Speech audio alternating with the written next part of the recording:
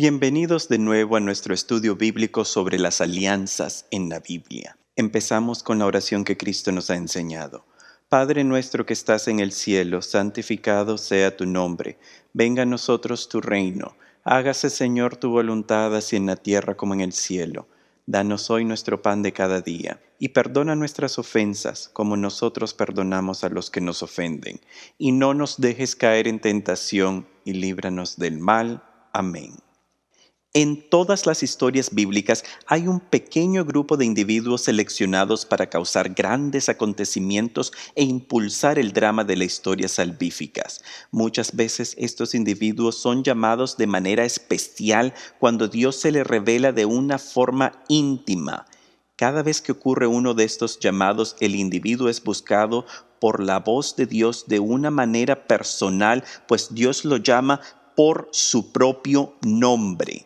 Así vemos, por ejemplo, la conversión de Pablo, cuando Dios lo bota al suelo y lo llama por nombre en Hechos 9:4, Saulo, Saulo, ¿por qué me persigues?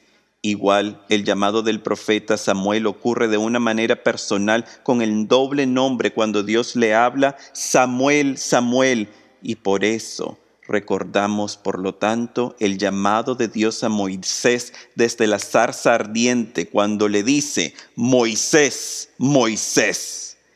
Cada manifestación de Dios cuando busca a uno de sus elegidos crucial en su plan, el llamado ocurre con la pronunciación del doble nombre de la persona.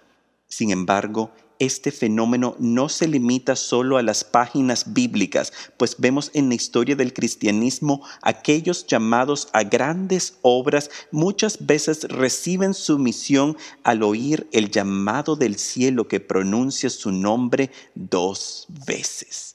Este fue el caso de uno de los personajes más importantes para el desarrollo del cristianismo en las Américas y que por desgracia, aunque se venera ampliamente, poco se sabe de él. Sin embargo, tenemos amplia documentación rescatada del pasado gracias a su reciente canonización. Este personaje es el hijo de María de Guadalupe, San Juan Diego. La historia presenta a Juan Diego como un pobre indio. Sin embargo, este individuo vivía la humildad de un simple campesino bajo el dominio español, pero fue un personaje en un punto clave de la historia de México y de las Américas y los acontecimientos de la conquista. Pistas sobre la importancia de Juan Diego lo encontramos en su propio nombre, que en náhuatl era Huatzilatzin, que significa el águila que habla, es decir, un profeta de mensajes celestiales. Vemos en su nombre el título Tzin, que era una expresión de honor para los miembros de las familias de la nobleza. De hecho, Juan Diego era el nieto del rey de Texcoco, quien gobernó la provincia a mediados del siglo XV. Este rey construyó el templo en honor al Dios supremo, el Tlotle Nahuaqui. Y en un acto de rebeldía contra los aliados aztecas, este rey de Texcoco prohibió durante su reinado los sacrificios humanos en su territorio. Pero al morir este noble rey, el papá de Juan Diego asume el trono de Texcoco. Y en un esfuerzo de fomentar lazos más cercanos con sus vecinos aliados aztecas, él restablece los sacrificios humanos dentro del territorio y por lo tanto para buscar víctimas con las cuales satisfacer la sed implacable por sangre humana de los dioses aztecas, el nuevo rey envía a sus hijos y súbditos a pelear en las llamadas guerras de las flores. El propósito de estos ataques a comunidades indígenas era capturar a víctimas que serían ofrecidas como sacrificios en las pirámides. Las flores eran los corazones de estos individuos que se ofrecían a los dioses paganos de México. Pero Juan Diego había desarrollado una sensibilidad y respeto por la vida humana que compartía con su abuelo y él rehúsa ir en busca de víctimas inocentes. A esto su padre ve en él a un rebelde y un cobarde y ordena matarlo, pues es una deshonra a la familia. Por lo cual Juan Diego tiene que huir de su casa y con la ayuda de su madre se refugia bajo la protección del jefe de Totoltlac, quien era su tío, al cual nosotros conocemos como Juan Bernardino, el segundo vidente de Guadalupe. Al enterar los españoles a México, la familia de Juan Diego les ayudó a formar alianzas con las tribus locales y juntos lograron derrocar al imperio de Tenochtitlán y finalmente poner fin a los sacrificios humanos.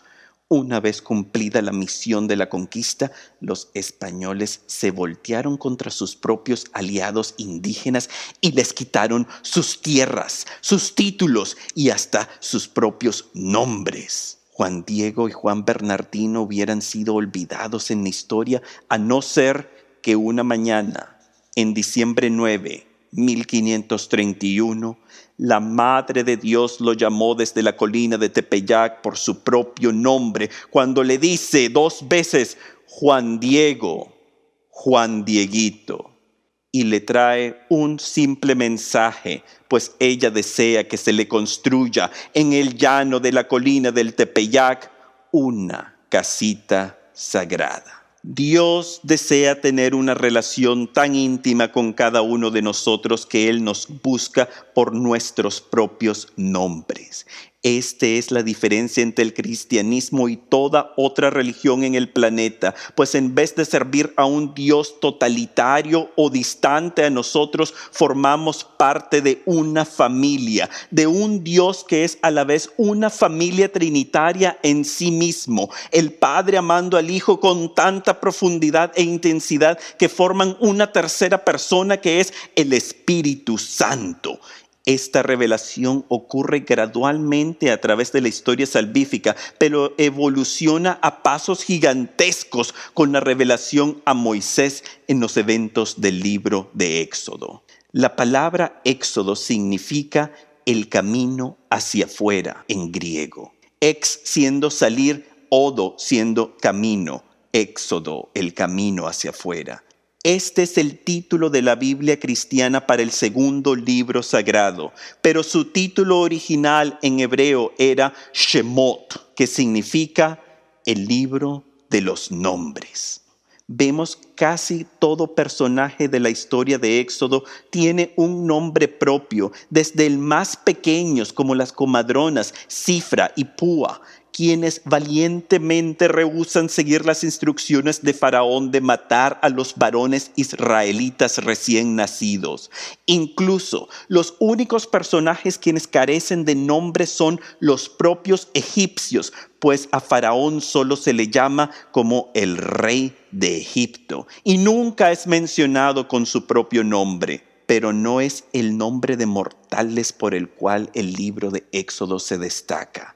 En este segundo libro de la Biblia es donde encontramos nada menos que el propio nombre de Dios, que es Yahvé. Retrocedamos un poco y veamos cómo es que el pueblo de Israel llegó a Egipto y terminó en la esclavitud. Desde Génesis 15, Dios le había prometido a Abraham la tierra de Canaán, pero le advierte que su descendencia serían esclavos en una tierra extranjera por 400 años. Esto ocurre cuando una grave hambruna se desata en todo el Medio Oriente. Sin embargo, Egipto estaba ampliamente preparado para enfrentar esta hambruna, pues el faraón había sido advertido de ella por los sueños famosos de las 7 vacas flacas y las 7 vacas gordas, que José, el hijo del patriarca Jacob, logra descifrar. José era el hijo predilecto de Jacobo y de envidia sus hermanos lo capturan y lo venden como esclavo y luego termina en Egipto.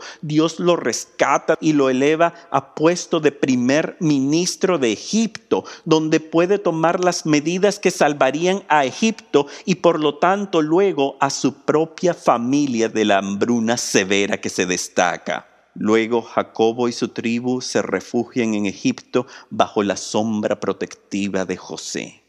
Jacobo ingresa a Egipto junto con 70 miembros de su clan que nos recuerdan a los 70 descendientes de Noé que forman la mesa de naciones y prefiguran a los 70 misioneros de Cristo mencionados en Lucas 10, quienes anuncian el evangelio a las naciones. Egipto actúa, por lo tanto, como una incubadora donde el pueblo elegido puede crecer y florecer bajo la protección del imperio más grande de la antigüedad. Con el lapso de los años, el pueblo de Israel se convierte tan numeroso que son una amenaza para los propios egipcios.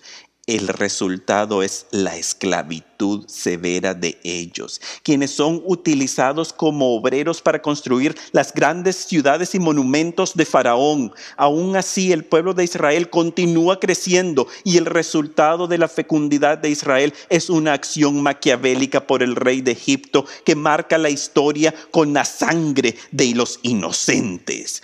Faraón ordena la muerte de los bebés primogénitos de Israel. Primero le pide a las comadronas que maten a todos los niños recién nacidos, pero ellas actúan con astucia y responden: las mujeres hebreas no son como las egipcias, son más robustas y dan luz antes que llegue la partera. Por lo cual Faraón pronuncia las palabras escandalosas que nos asombran aún a nosotros hoy en día. Y dice: echen al río a todo niño nacido de los hebreos. La madre de Moisés busca cómo rescatar a su recién nacido y lo coloca en una canasta que luego es descubierta por la hija de Faraón y lo adopta como su propio hijo. La hija de Faraón lo nombra Mashá, que significa sacar hacia afuera, pues él es sacado de las aguas del río Nilo. Pero sin saberlo, la hija de Faraón ha pronunciado una profecía detallando el propósito de este bebé, pues él será el que saca hacia afuera al pueblo de Israel y los llevará a la libertad.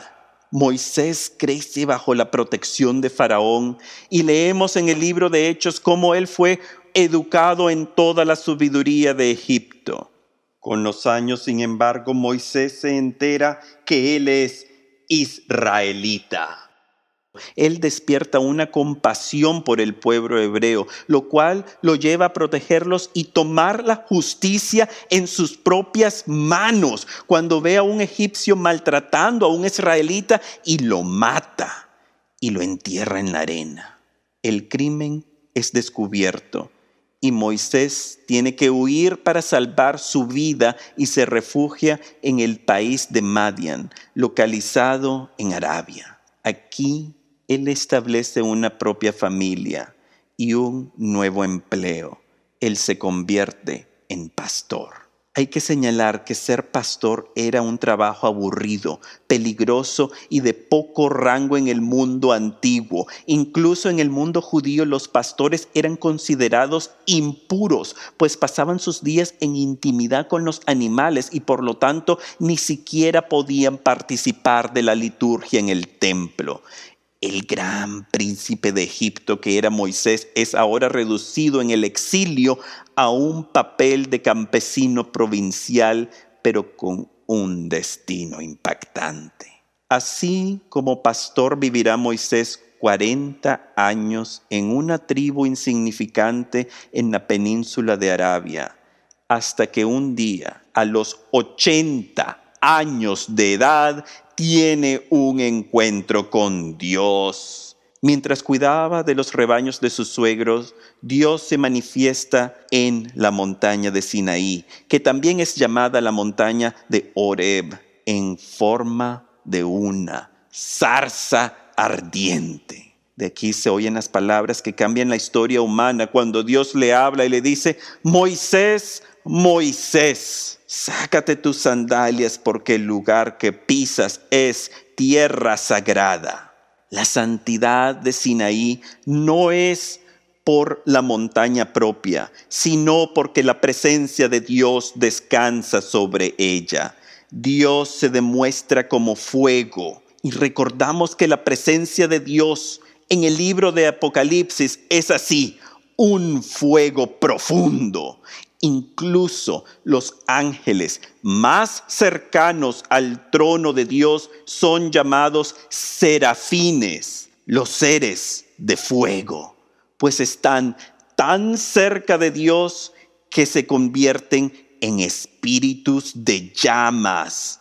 Igual, en el episodio de Pentecostés, en el libro de Hechos, la presencia de Dios desciende sobre la nueva iglesia en forma de lenguas de fuego, indicando el Espíritu de Dios sobre ellos. En la montaña de Sinaí, Dios se revela inicialmente recordando la alianza con Abraham, que continúa a través de su descendencia. Dios dice: yo soy el Dios de tu padre, el Dios de Abraham, el Dios de Isaac, el Dios de Jacob.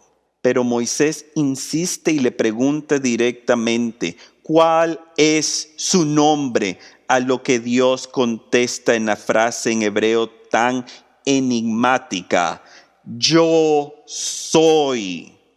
Este es el tetragramatón, que utiliza las letras en hebreo YHWH,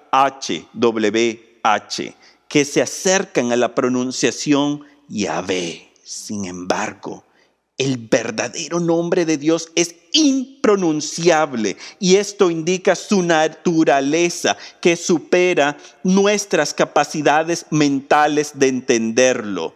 El nombre de Dios es tan sagrado que al respeto por este pasa a ser institucionalizado como uno de los 10 mandamientos. Hasta hoy en día, el pueblo judío evita utilizar la palabra Dios para hablar del Creador, y mucho menos pronunciar su propio nombre, Yahvé. Es este nombre sagrado el cual se pronunciaba tan solo una sola vez al año por el pueblo judío durante la fiesta de Yom Kippur, la fiesta de penitencia, y solo la podía pronunciar el sumo sacerdote al entrar al interior del templo frente al arca de la alianza. En este nombre de Dios tan profundo que lo veneramos en el Padre Nuestro que nos enseña Cristo cuando recitamos: santificado sea tu nombre.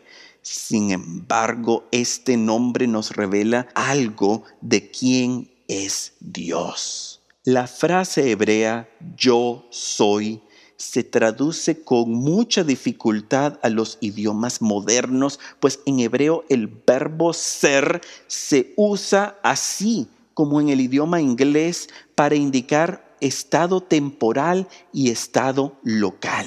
Es decir, cuando hablamos en español decimos yo soy fulano para indicar la persona propia, pero el que quiere decir la edad de sí mismo dice yo tengo tantos años. Pero en hebreo, todos estos sentidos de ser, así como en el idioma inglés más o menos, y estar, son recopilados dentro del mismo verbo. Por lo tanto, cuando Dios se revela con las palabras yo soy, Él está presentándose como la totalidad del tiempo y del espacio, y supera estas barreras para simplemente ser el todo. En esta totalidad, la cual es reflejada en su majestuoso nombre, yo soy. Es este nombre tan impactante, el cual Jesús adopta como sí mismo y lo usa para revelar su naturaleza, y lo vemos en el Evangelio de Juan. En Juan 8:54, Jesús escandaliza a la audiencia cuando exclama: en verdad les digo, antes que Abraham existiera, yo soy. En este mismo evangelio Jesús explica un poco la revelación del Hijo con una serie de definiciones de lo que es el yo soy, que es el nombre de Dios. Pues Jesús dice 7 veces, expande lo que significa yo soy. Él dice: yo soy el pan de vida. Yo soy la luz del mundo, yo soy la puerta del rebaño, yo soy la resurrección y la vida, yo soy el camino, la verdad y la vida, yo soy la vid verdadera. Todo esto resalta con el gran final de la declaración dramática en el huerto de Getsemaní cuando lo arrestan. Y leemos Juan 18, 3 al 6. Que dice: Judas hizo de guía a los soldados romanos y a los guardias enviados por los jefes de los sacerdotes y los fariseos, que llegaron ahí con linternas, antorchas y armas. Jesús sabía que todo lo que iba a suceder y se adelantó y les dijo: ¿A quién buscan? Ellos contestaron: a Jesús el Nazareo. Y Jesús les dijo: Yo soy. Cuando Jesús les dijo: yo soy, ellos retrocedieron y cayeron al suelo. El drama puede pasar desapercibido por nosotros como audiencia moderna al no entender que Jesús ha utilizado el nombre propio de Dios, yo soy, o sea, Yahvé. Y por lo tanto los soldados caen al suelo, pues aquí está el carpintero de Nazaret declarándose: aquí está Dios entre ustedes. Es por lo tanto que la revelación de la divinidad de Jesús queda expuesta por sus propios labios y por lo tanto el nombre sagrado de Dios, Yahvé, se funde con el nombre de Jesús y le permite a Pablo declarar en la carta a los Filipenses 2:9: Dios lo engrandeció y le dio el nombre que está sobre todo nombre, para que al nombre de Jesús se doble toda rodilla en los cielos, en la tierra y entre los muertos, y toda lengua proclame que Cristo es el Señor. Jesús es Dios. Es el mismo que le habló a Moisés de la zarza ardiente y que nos habla hoy a nosotros en las palabras de las Escrituras. Él es yo soy, que se revela cuando en su juicio Caifás le indica y dice: bajo el nombre de Dios Altísimo, ¿eres tú el Mesías? Y él contesta simplemente: yo soy. Él dice: aquí está Dios. Y es la totalidad de la existencia. Cuando él luego, glorificado, recibe a Juan en la visión de Apocalipsis y se le manifiesta en su trono del cielo y le dice: yo soy el Alfa y el Omega, el principio y el fin. La totalidad de la existencia reside en Jesús, que es Dios, parte de la Santísima Trinidad, del Dios familiar a quien adoramos. El mensaje de Dios para Moisés era simple, pero imposible por maneras humanas. Dios le pide a un anciano de 80 años que regrese a Egipto y libere a su pueblo oprimido, sin armas ni ejércitos. La única arma que utilizará Moisés es un bastón por el cual el poder de Dios se manifestará. Señalamos que Moisés aparentemente sufría de algún impedimento de lenguaje, pues resiste el llamado de Dios y argumenta que él es torpe de boca y de lengua, por lo cual Dios le indica: ¿quién hace que uno hable y otro no? ¿Quién hace que uno vea y el otro sea ciego o sordo? ¿No soy yo Yahvé? Esta autodeclaración del poder de Dios la vemos desplegada en la vida de Cristo, quien le otorga voz a mudos, vista a los ciegos y sonido al sordo en sus múltiples milagros. Dios no abandonará a Moisés y le otorga un ayudante que es su propio hermano Aarón, quien actúa como el portavoz de Moisés y le habla a Faraón esas palabras famosas: deja salir a mi pueblo. Todos sabemos el proceso de la historia. Moisés y Aarón se presentan ante Faraón y le piden la libertad del pueblo. La primera petición de Moisés es que les permita salir 3 días al desierto para ofrecer sacrificios a Dios. Faraón contesta con mayor opresión y exige más bien la producción de un número igual de ladrillos sin la aportación de paja para hacerlos. Ahora los israelitas tendrán que trabajar el doble. Dios, sin embargo, impulsa a Moisés a que insista ante Faraón y se presente una vez más a pedir la libertad de su pueblo. En este episodio, Aarón lanza su bastón al suelo y éste se convierte en una serpiente. Faraón, sin embargo, llama a sus magos y estos también lanzan sus bastones al suelo y también se convierten en serpientes. Pero la vara de Aarón supera la de los magos de Egipto y se traga a los bastones hechos serpientes. Este es un aviso y un reto a Faraón directo, pues la serpiente en Egipto era la representación del poder del rey,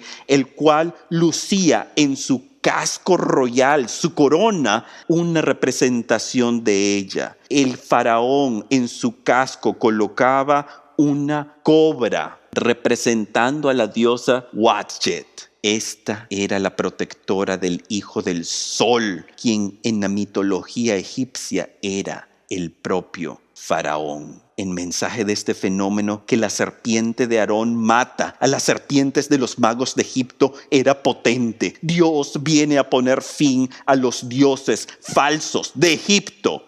La madera del bastón de Moisés es un aviso de la madera de la cruz de Cristo, que se traga la maldad del mundo.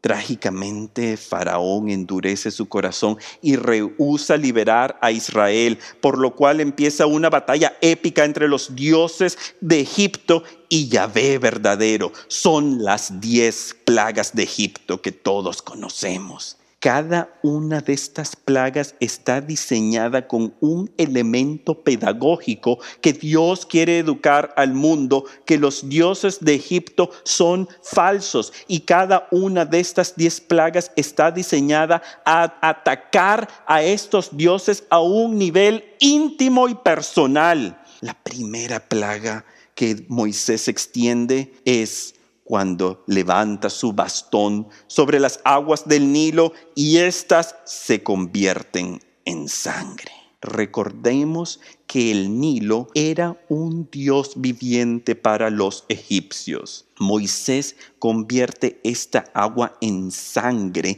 indicando que Dios Yahvé ha matado al dios falso de Egipto, el Nilo. A la vez, la sangre de los inocentes asesinados al ser tirados al río Nilo cuando Moisés era un infante, ahora es recordada en las aguas teñidas a sangre del Nilo. La muerte del Nilo debió haber sido una advertencia severa para Faraón y un preámbulo de la última plaga, la muerte de los primogénitos. Pero Faraón resiste a unos mensajes claros del cielo. La muerte los acechará, por lo cual Dios envía la segunda plaga. Una infestación masiva de ranas. Señalamos que las ranas eran consideradas también dioses en Egipto y eran la representación terrenal de la diosa Heket, que era la diosa de la fertilidad. Ellos consideraban que Heket les ayudaba a las mujeres durante el parto y las sacerdotisas del culto de Heket actuaban como las comadronas de las mujeres egipcias. Pues aquí Dios le manda a decir a Egipto: ustedes que veneran a ranas como dioses de fertilidad, pues aquí les mando a millares de ellas para que las disfruten. En la siguiente plaga, la de los mosquitos, rinde la voluntad de los sacerdotes de egipcios. Ellos tratan de contrarrestar esta plaga de zancudos, pero no pueden y se ven indefensos, por los cuales anuncian su impotencia ante el Dios de los israelitas y le piden a Faraón: Los brujos dicen, no tenemos armas. Aquí está el dedo de Dios. La escena es irónica y llena de humor, pues los grandes magos del imperio más potente sobre la tierra y más duradero en la historia humana han sido derrotados por un zancudo actuando bajo la voluntad de Dios. Un zancudo vence a los grandes hechiceros del gran imperio de Egipto. En la siguiente plaga de moscas, Dios establece una separación total entre los israelitas y los egipcios. De nuevo, las moscas eran representación de unos de sus dioses, Huachit. Dios le dice a Faraón en Éxodos 8:19, yo haré distinción entre mi pueblo y el tuyo. Así, en estas palabras, regresamos al inicio de la historia bíblica, cuando a la caída de Adán, Dios se dirige a la serpiente y le dice, haré que haya enemistad entre ti y la mujer, entre tu descendencia y las suyas.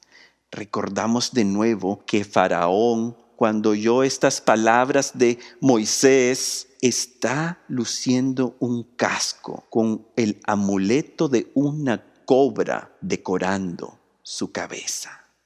Dios está continuando la separación entre la humanidad y sus santos y protegiendo a sus elegidos. En la siguiente plaga Dios envía la muerte del ganado egipcio. Este era un golpe severo y doloroso para el pueblo egipcio.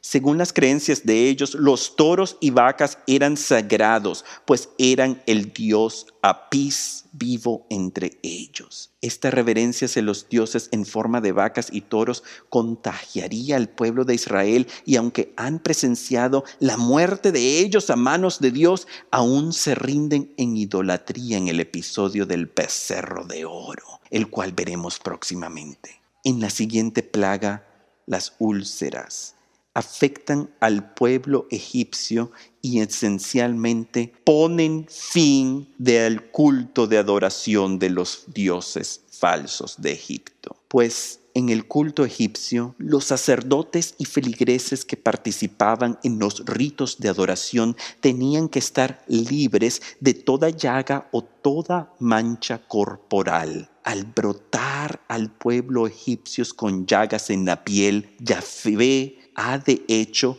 terminado con un simple golpe, pero dramático, la adoración de los dioses falsos. Pues ahora la población y los sacerdotes llenos de llagas se les convierte en individuos impuros e incapaz de ofrecer culto a sus dioses falsos. Tal vez es esta repugnancia a las llagas de la piel la cual continuará entre los judíos que han pasado ya 400 años bajo la influencia de Egipto, y la vemos en la cultura aún en tiempos de Cristo, cuando los leprosos son despreciados públicamente. En la siguiente plaga, granizo cae del cielo. Y aquí vemos el triunfo de los sacramentos verdaderos de la Iglesia de Cristo, pues leemos cómo, a pesar de que caen grandes cantidades de granizo, el trigo no es dañado,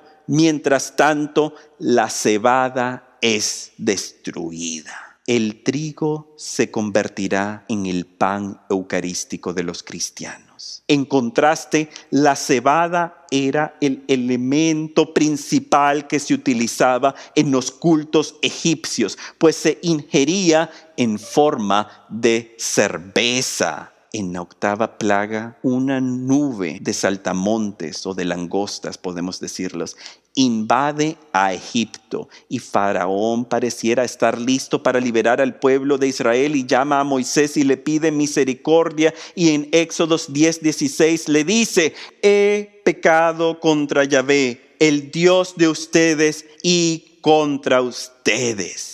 Estas palabras son la expresión de un corazón arrepentido, y las escuchamos de nuevo en los labios del hijo pródigo cuando regresa a la casa de su padre y le exclama: he pecado contra Dios y contra ti. Pero en contraste al hijo pródigo, Faraón rápidamente cambia de opinión y de nuevo rehúsa liberar a los israelitas, por lo cual Dios envía la 9ª plaga, donde el sol se apaga por 3 días. Para los egipcios el sol era el dios principal. Él era el gobernante del firmamento y este era el gran dios Amun-Re. Y ahora este dios ha muerto por la mano de Yahvé, como ocurrió con el otro gran dios egipcio, el Nilo. Éxodos 10:22 menciona: densas tinieblas cubrieron Egipto por el espacio de 3 días. El gran Dios de los egipcios ha muerto, como un anuncio del gran y único verdadero Dios, hombre, Jesús, que permanecerá en las tinieblas de la muerte por 3 días. Faraón está casi listo para liberar a los israelitas después de tal demostración del poder de Dios, pero les dice que pueden salir, pero sin sus rebaños. Moisés insiste que él tiene que viajar con los animales, pues Dios le pedirá un sacrificio y él no sabe cuál animal será el seleccionado para el holocausto. Por lo tanto, Faraón de nuevo rehúsa liberarlos y las consecuencias de su decisión son la 10ª plaga, la muerte de los primogénitos. Egipto intentó controlar la población de israelitas matando a los primogénitos de ellos en el Nilo. Y ahora Dios matará a los primogénitos de Egipto.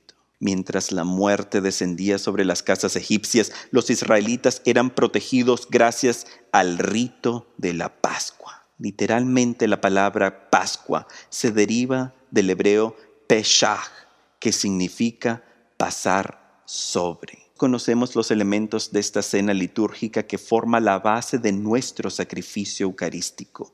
Así como nuestra Eucaristía es una cena memorial donde el pasado es revivido en el presente, así el pueblo de Israel celebraría por perpetuidad esta cena memorial también.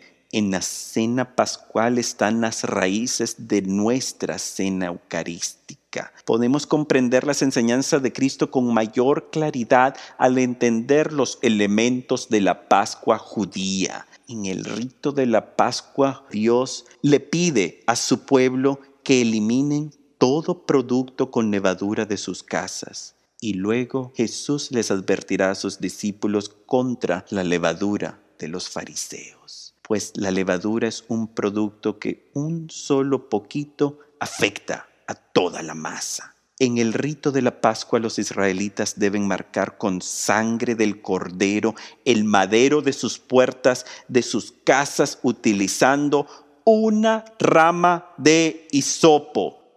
Y en Juan 19, mientras Jesús está colgado en la cruz y su espalda está mojando el madero de esta con su propia sangre, él exclama: tengo sed, y le extienden una esponja mojada en vino sobre una rama de hisopo.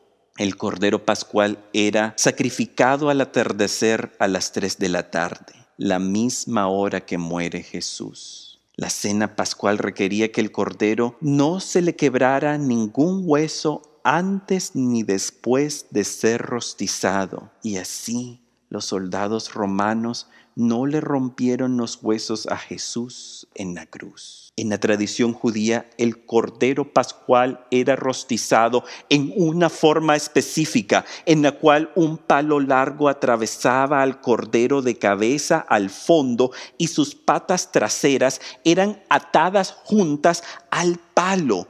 Otro palo atravesaba los hombros del animal y sus patas frontales eran extendidas y atadas a este palo. El resultado era que el cordero pascual era rostizado en forma de cruz. Por lo tanto, podemos apreciar con mayor asombro las palabras de Juan Bautista que repetimos en cada misa: miren el Cordero de Dios que quita los pecados del mundo. Al enfrentarse con la muerte de los primogénitos, Faraón finalmente acepta su derrota. y permite que Israel salga en libertad. Inicialmente Moisés pedía solo 3 días de ausencia para ofrecer sacrificio, pero ahora todo el pueblo de Israel es liberado permanentemente. Incluso no solo Israel, pues leemos cómo otros pueblos, también esclavos de Egipto, se unen al éxodo de ellos y también son liberados. El drama de los eventos de la Pascua judía nos dejan con un mensaje dramático. La liberación de Israel ocurre no a través de la violencia y las armas, sino a través de la liturgia y la oración. Esta es una lección que se repite una y otra vez en los libros sagrados para preparar al mundo y entender que cambios verdaderos, personales o nacionales o históricos ocurren solo por el poder de la oración. Dios deseaba que el pueblo saliera de Egipto por una simple razón, que ellos le ofrecieran culto. En sus vidas en Egipto, el pueblo judío era forzado a trabajar los 7 días de la semana y el resultado era que el sábado, el día del descanso institucionalizado por Dios mismo en el proceso de creación, era ignorado. El pueblo de Israel estaba olvidando a su Dios y fallando a venerarlo en culto. Dios los llama a salir de Egipto para educarlos en la forma de adorar y darles un día de descanso. Por su terquedad, Faraón perdió su fuerza laboral, pues en vez de un día de descanso semanal que pedía Israel, ahora Egipto perderá a los esclavos hebreos por siempre. Esta es una advertencia específicamente apropiada para nuestros tiempos modernos, pues por exceso de trabajo sin descanso semanal, muchos pierden el calor de su hogar, su salud y hasta su relación con Dios cuando faltan al culto semanal de la misa por estar ocupados con el trabajo. En el descanso encontramos el tiempo y las energías para adorar y acercarnos a Dios. En el exceso de trabajo encontramos el éxito en el mundo, pero peligra la muerte del alma, pues convertimos al trabajo en un Dios y nuestro culto semanal se convierte en el trabajo que es una expresión de nuestro aprecio del mundo sobre nuestro aprecio por Dios, el Creador. Faraón tiene un corazón indeciso y poco después de liberar a Israel, él decide perseguirlos y de nuevo llevarlos al cautiverio. Esta vez regresa en busca de los israelitas junto con un enorme ejército de carrozas listo para de nuevo atrapar al pueblo escogido en esclavitud. Este episodio es un reflejo de las enseñanzas de Cristo mismo, quien cuando nos enseña en el Evangelio de Mateo acerca de la liberación del pecado, Él nos advierte que con frecuencia cuando uno es liberado de una adicción, de un pecado que continúa, muchas veces este regresa para afectar al individuo. En Mateo 12:45 anuncia: cuando un espíritu malo sale de un hombre, a veces regresa con otros 7 espíritus peor que él, entran y se quedan allí. Esta es una advertencia del poder de las adicciones de cualquier tipo y solo con la gracia de oración y el rito de la liturgia y los sacramentos podemos ser liberados de los grandes opresores modernos del tiempo de hoy, que son los pecados con los excesos en todas sus formas: alcohol, droga, lujuria, la ambición, la gula y por supuesto el trabajo en exceso. Vemos cómo Dios intercede por su pueblo y se manifiesta en una forma visible. Una columna de fuego que previene que Faraón ataque a su pueblo. En esta columna de fuego vemos a Dios actuando a través de sus ángeles. En Éxodos 14:19 llama a la columna de Dios el ángel de Dios. El lenguaje nos lleva al inicio de la caída de Adán, cuando al ser expulsado del Edén, Dios pone un ángel con una espada ardiente para bloquear la entrada al paraíso. Ahora un ángel en forma de una columna ardiente bloquea la maldad del faraón que no alcance a los israelitas. Así nosotros pedimos la protección de Dios y nuestros ángeles guardianes en una lucha por liberación de adicción. La oración a los ángeles guardianes es sumamente eficaz para enfrentar las tentaciones del demonio. Además, vemos que la manifestación de Dios ocurre en dos maneras: una columna de fuego que guiará a Israel por la noche y una columna de humo que luego los guiará por el día. Esto nos recuerda los eventos de Génesis 15, cuando Dios ratifica la alianza con Abraham y pasa entre los pedazos de los animales en forma de una antorcha ardiente y un horno humeante. El siguiente episodio es uno de los eventos más dramáticos del Antiguo Testamento. Las aguas del mar se dividen y el pueblo de Dios pasa entre ellas. El drama es enorme y ha sido representado ampliamente en el arte y el cine. Sin embargo, hay que aclarar ciertos detalles. El mar que cruza Israel es posiblemente una extensión del Mar Rojo, llamado en hebreo el Mar de las Cañas. Posiblemente era una parte del Golfo de Suez y no era el enorme Mar Rojo que vemos en los mapas. El proceso de separar las aguas tomó toda la noche mientras un enorme viento soplaba y las aguas se formaban dos murallas a ambos lados. Muchos historiadores han buscado explicaciones naturales para los eventos de Éxodos, y de hecho hay que reconocer que sí podrían presentarse posibles explicaciones naturales por las plagas, y hasta podríamos ver en el proceso del mar cuando se separa como un posible evento como un tsunami o un terremoto. Sin embargo, los milagros de Éxodos no están en necesariamente romper las leyes de la naturaleza que Dios mismo ha instituido y guarda, sino en la magnitud de los eventos y en el momento que ellos ocurren,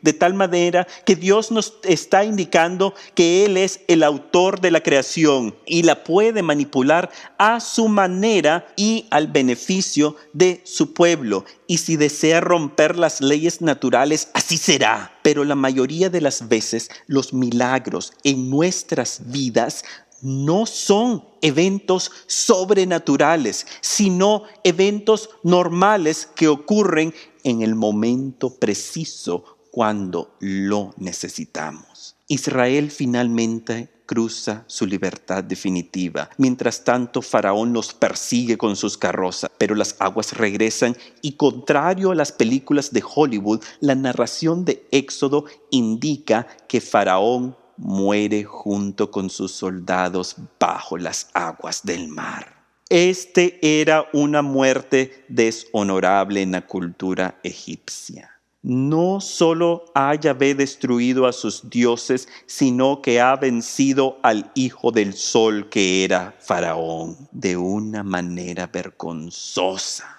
Al morir ahogado, su cuerpo no podrá ser rescatado de las profundidades del mar, y no encontraremos ninguna tumba con el nombre de Faraón, quien se enfrentó con Yahvé y murió sepultado, no en una gran pirámide ni en un enorme mausoleo, sino que en las profundidades del mar, el cual en la cultura antigua representaba a los propios infiernos. Al cruzar las aguas, Israel entra en la libertad total de la esclavitud egipcia. Así, este evento es un prototipo del rito que nos concede la libertad definitiva sobre el pecado original, el sacramento del bautismo.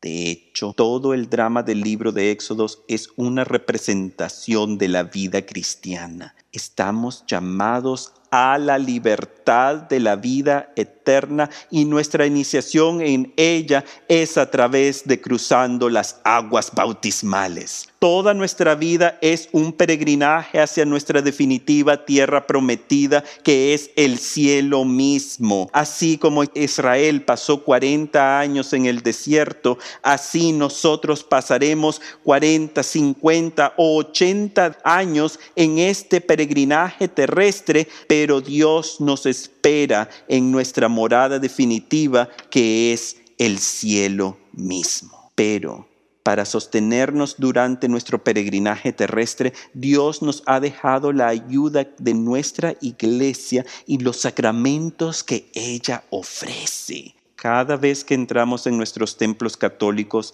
lo primero que encontramos son pequeños recipientes de agua bendita que nos recuerdan el cruce del mar por los israelitas y nuestro bautismo a la vez. Mientras peregrinamos en nuestro caminar hacia nuestra tierra prometida, Dios nos ayuda. De hecho, las iglesias católicas son la morada de Dios en la tierra, oculto en el pan eucarístico. Y por lo tanto cruzamos el mundo terrenal caminando a través de la pila bautismal y entramos esencialmente en una embajada del cielo que es cada iglesia católica. Y aquí encontramos a Dios cara a cara en el pan eucarístico.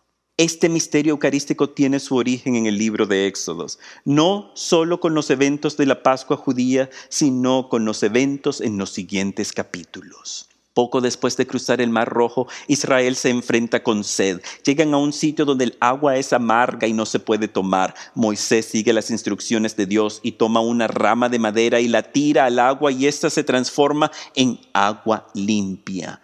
Los padres de la iglesia veían en este episodio un anuncio de la cruz cuya madera transforma las aguas de la maldad en suaves arroyos de compasión a través del sacrificio de Cristo.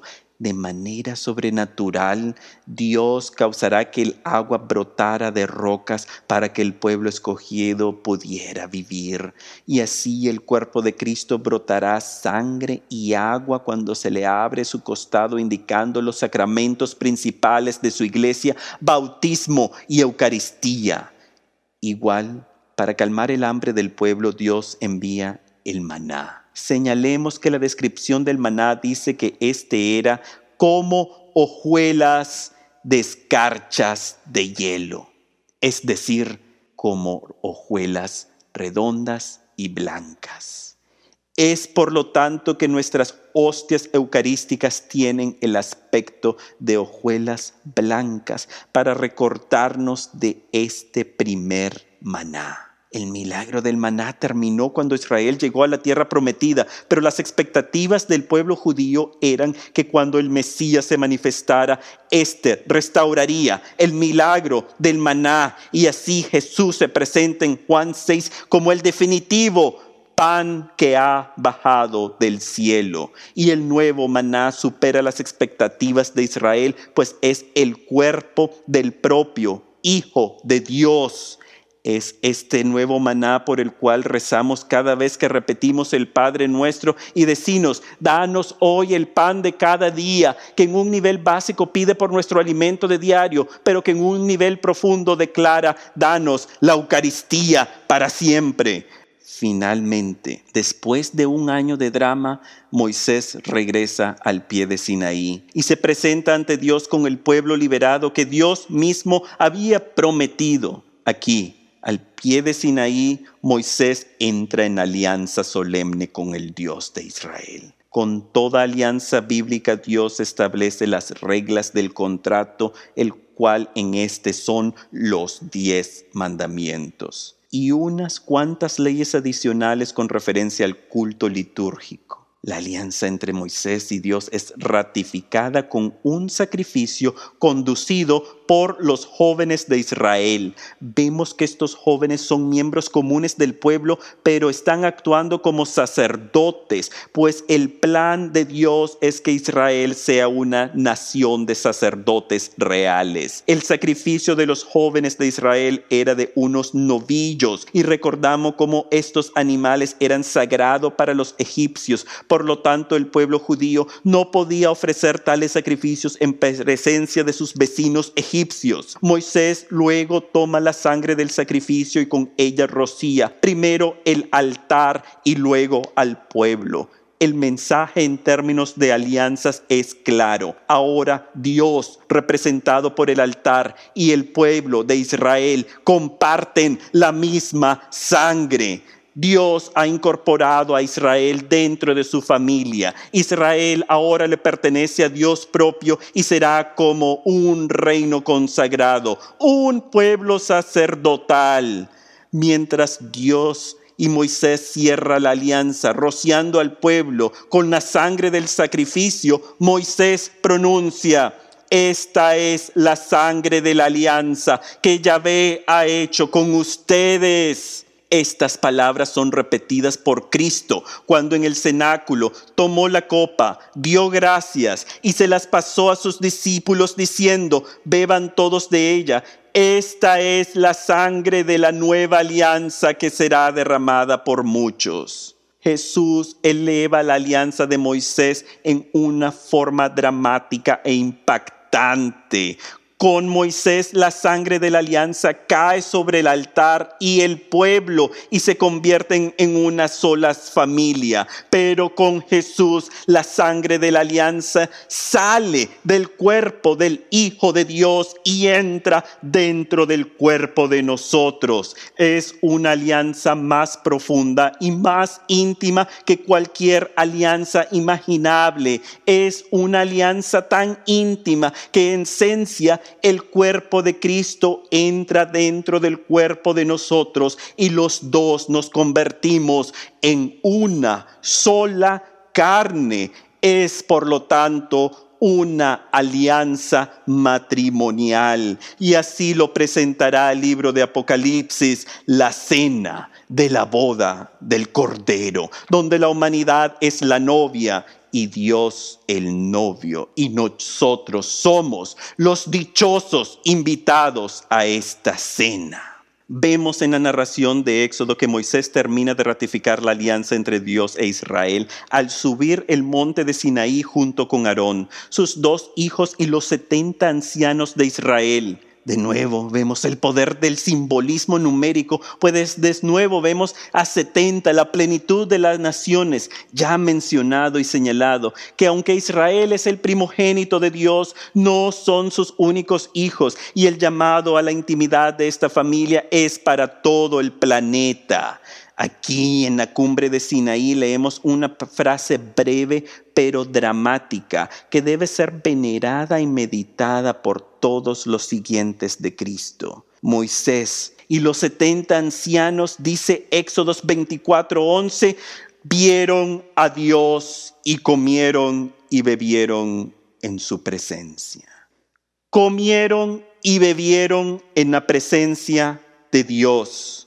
Esta frase resume nuestro peregrinaje por esta vida y el propósito de la encarnación de Cristo. En este evento crucial para entender el drama bíblico y nuestra fe católica, pues así como Israel comió y vivió en la presencia de Dios, así nosotros participamos del banquete eucarístico donde comemos y bebemos, no solo en la presencia de Dios, sino que consumimos a Dios mismo en forma de pan y vino consagrado. Estamos llamados a salir fuera del cautiverio del pecado y entrar a la libertad para adorar al Dios verdadero y desarrollar una relación tan íntima que compartimos la mesa familiar y culmina con nuestra boda con el cuerpo de Dios hecho hombre, el cuerpo de Cristo.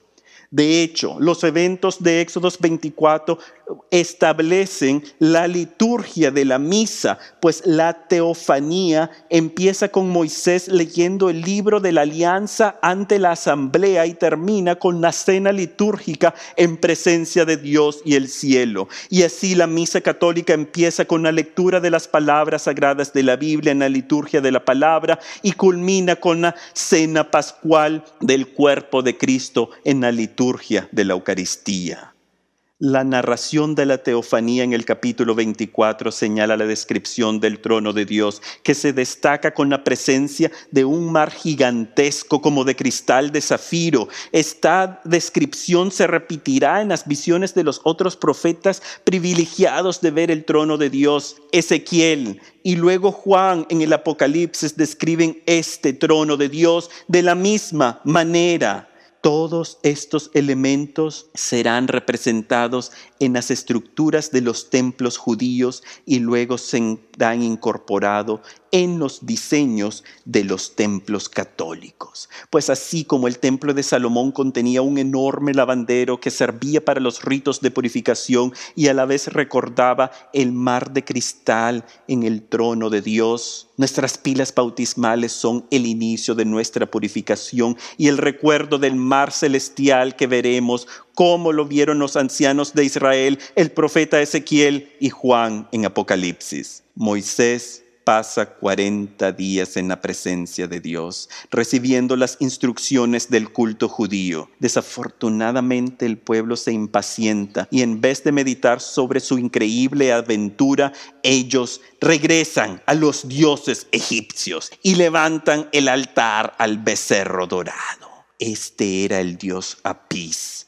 cuyo festival se celebraba con exceso de libertinaje, y la Biblia narra crípticamente que los israelitas bailaron frente al becerro. Las palabras es un eufemismo para describir una orgía sexual, pues así se celebraba el culto de Apis. Al regresar Moisés, las consecuencias para Israel son terribles. La ira de Dios demanda que todos los participantes mueran y esa tarde 3,000 israelitas caen bajo la espada.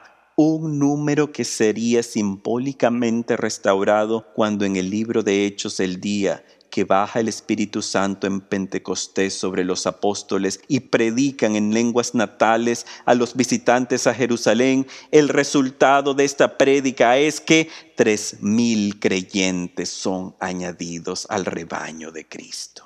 Pero más que la muerte de los culpables principantes, el pueblo de Israel pierde el derecho del culto sacerdotal. Anteriormente el pueblo de Israel estaba destinado a ser una nación de sacerdotes reales, pero con la vergüenza del becerro dorado, este derecho es restringido ahora a solo los descendientes de la tribu de Leví, la familia de Aarón. Este derecho sacerdotal sería restaurado por Jesús al formar una orden sacerdotal perpetua, no en la orden según Aarón, sino en la orden de Melquisedec.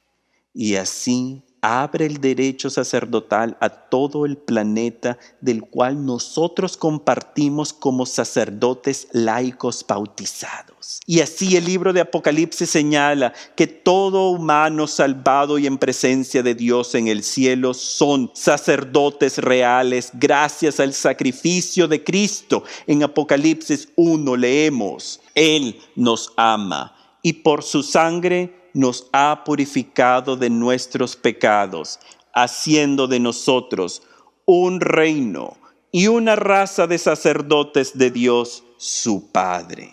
A consecuencia de la falla del becerro de oro, Dios le añade múltiples requisitos a la alianza con su pueblo.